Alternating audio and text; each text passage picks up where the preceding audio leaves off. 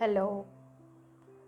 So I am a certified ascension coach with Twin Flame Universe, and I have been on my Twin Flame journey from last 3 years. I think more than 3 years.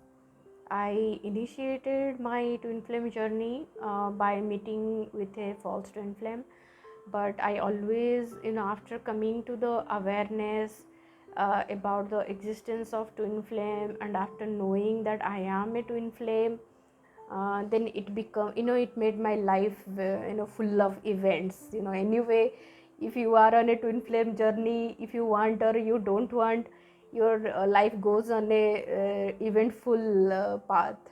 Every day when you meet your twin flame, you attract some event.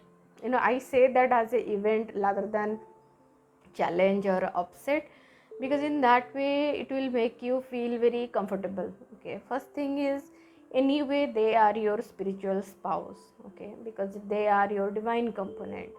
Like if you are the positive energy, they are your negative energy. Negative energy doesn't mean those, like the negativity, but like the yin yang combination, right? So the positive and negative polarity, yes, this is the right word. Yes, so your twin flame is not negative, you are not positive.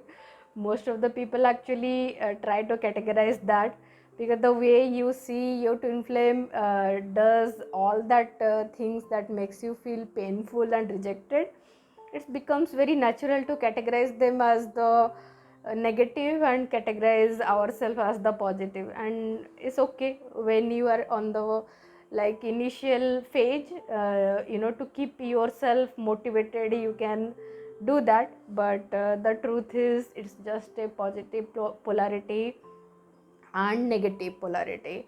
It's like the magnet, like the positive and negative end of the magnet attracts each other, right? So when you are, when you can just visualize, that positive and negative magnets are attracting, but in the path if you put something, some bricks or some books or something, some material if you put, then they will not come and stick with each other, right? So this is how our blocks are, like the positive and negative polarity of our soul, soul essence are naturally attracting to each other. But because there are blocks, in your soul, so we, first of all, we don't recognize each other, and then we go through some tough period, during separation, and then we also develop a lot of resentment, because we have experienced some bad events happening between us, so we hold on to that resentment. Okay, so that also further delays the harmonious union, like because we create more blocks during that process. Rather than loving them unconditionally, we hold on to that resentment, and then we delay the process further. So through all this, whatever it may be, one thing that is guaranteed is your harmonious union. Nobody can take away your harmonious union from you, because you need to see this from a from a perspective of God. Okay, so why would God bring in two people who loves each other so madly, and then apart them, right? So it's not a fun thing that will happen in love. Love is not like love is not for to experience pain. That understanding we have is like, we fall in love just to feel that pain and to get hurt. It is all about love is to get frustrated out of it. It's not true. The outcome is not that. The outcome is always harmonious and peaceful. It is always a happy ending. It's like Bollywood story only. It will always have a happy ending. The twin flames in harmonious union is a happy ending. and there is a life, there is a big life after that. So today I want to share, it's exactly, if you see your twin flame journey, it's like a raindrop. You can just visualize it, just a raindrop in the whole phenomenon that is happening in the universe. Okay, why it is so, you can, if you get into the scientific way of looking at a drop, when the drop forms and when it touches the ground, it flows, like there is no stability to that drop. Okay, because you will see there is a equal surface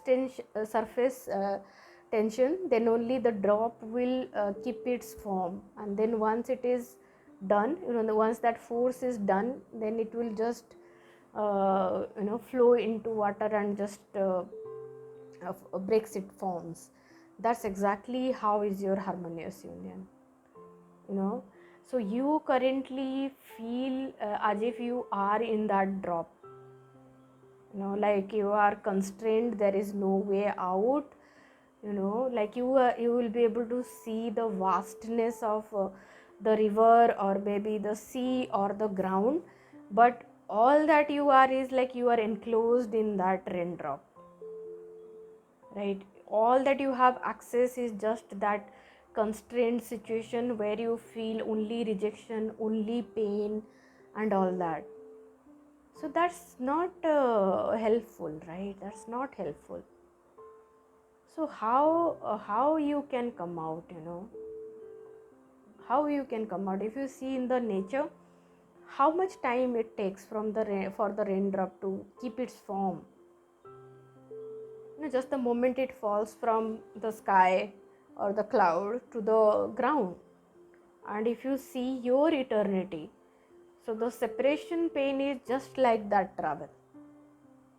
Your separation pain that you are experiencing, and if you compare that with your eternal life, the you don't know how many lives you have taken so far. And if you try to see yourself beyond this lifetime, you will be able to see how big and how vast you are, right? And if you compare all that and with this few years, it is just like exactly like the travel taken by the raindrop from the sky till it falls down on the ground. It's exactly like that. So don't try to make it anything bigger than this. It is not at all bigger than this.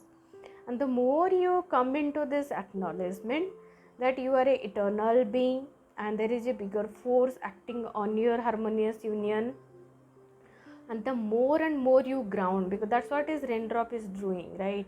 It's falling from high up. That's what you have done. You have gone high up by meeting with your twin flame, and all that was there within you is just exploding out, right?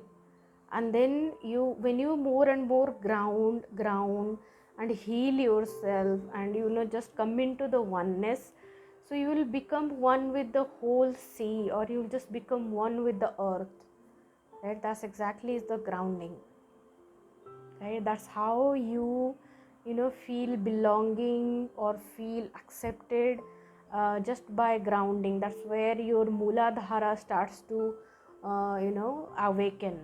You feel grounded, you feel supported, right?